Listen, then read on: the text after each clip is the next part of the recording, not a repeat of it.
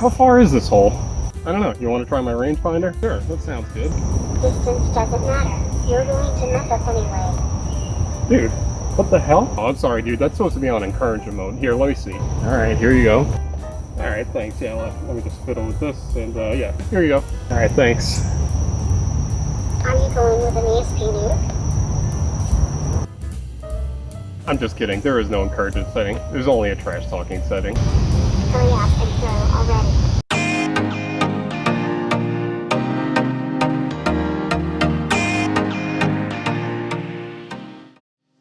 Alright, so I've been wanting to make a rangefinder that talks trash for a while now. Bought one and I took it apart, which, by the way, was a huge pain because there were some gray covers on here that were glued on, and the only way I was able to get this thing apart was to destroy it.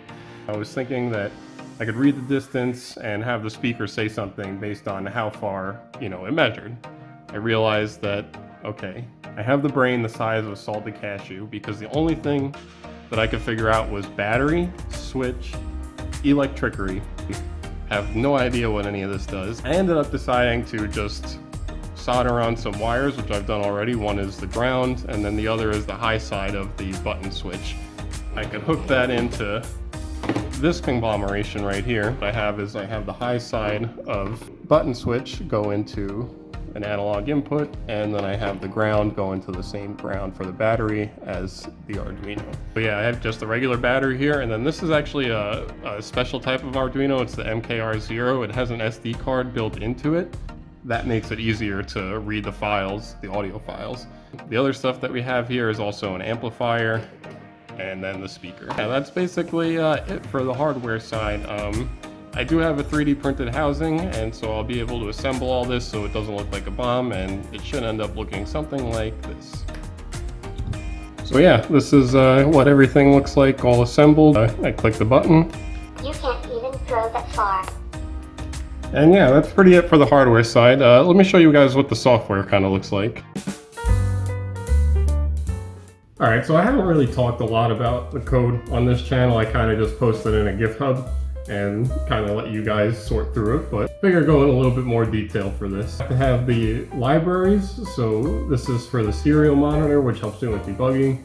This is for the SD card, and then this is also for the audio. Need to identify the SD card, and then these are a bunch of the variables. For the button pin, I'll have that as the analog 1 input, and then have to have some random numbers, the file for the song, and then also the button value, so that is a variable. Have some setup files here. This kind of helps you figure out if you're doing some things wrong, and then this is also the sample rate. You need this for the Arduino to play the audio file correctly. And then I also have it play an audio file when it first starts so that I hear it and know that it's working. So now this is the loop part of the code. This is actually what's looping constantly every time, and it's actually checking to see if the button has been pressed. So the button pin, that's the analog input value, and I want to assign that, and I want to store that, because if it's released, I can't just have the button pin be the variable.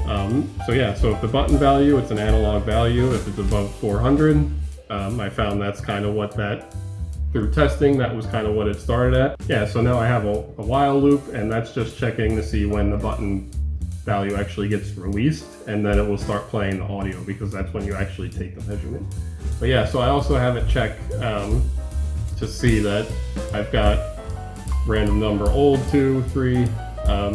Probably should have implemented an array to check this, because basically what this I found was that the random number generator, it would sometimes just play the same message over and over and over again, and it was super annoying, and I couldn't really figure out why, so I just said, okay, well, don't play the last 3 songs over again, or last 3 audio files over again.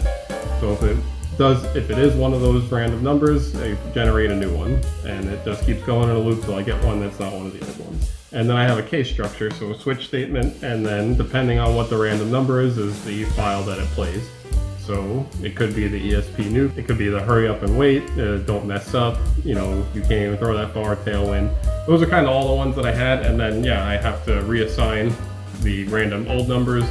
And like I said, that probably would look better in an array, but I'm lazy and I'm not going to go back and change it. And yeah, that's kind of the code. There's only It's only 109 lines. It's nothing crazy. But yeah, so that's how the brain of the audio works on the Arduino. Hopefully, there is a tailwind.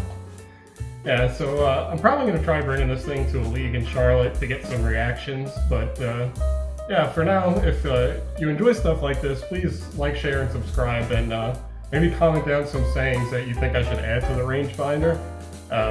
And also, if you have any interesting ideas that you'd like to see me build, my next video is the next project right here in the works. It's got some straps and accelerometers, and I think it's going to be pretty interesting. It was an idea submitted by a viewer of the channel.